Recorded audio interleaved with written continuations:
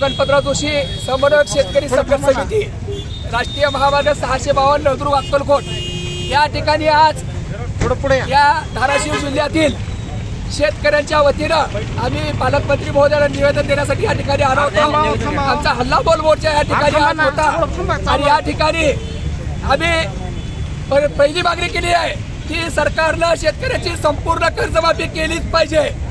त्यानंतर दुसरी मागणी आमची आहे जे सरकारनं पीक नुकसानीपोटी अतिवृष्टीचे जे अनुदान दिलेलं आहे ते अतिशय तुटपुंज आहे।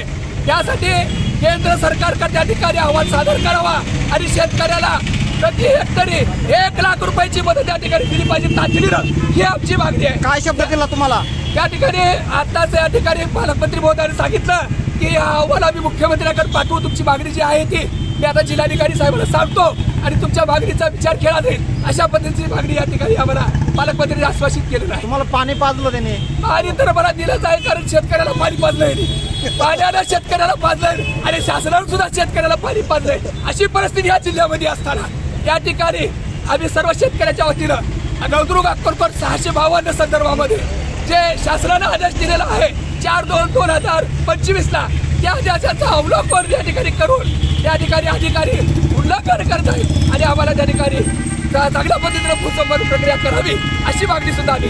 पालकमंत्र्यांनी आता निवेदन घेतलं, यानंतर काय नाही झालं पुढची काय कारवाई? याच्यानंतर आम्ही मंत्रालयामध्ये जाऊन सगळे शेतकरी त्या ठिकाणी उड्या मारणार आहोत। आम्ही फक्त पालकमंत्र्यांना 10 दिवसाची मुदत देतोय।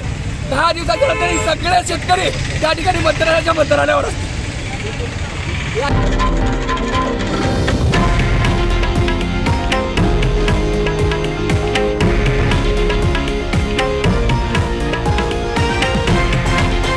हे आहे देशातील नंबर 1 न्यूज नेटवर्क आणि आपण पाहत आहात TV9 मराठी, एकमेव।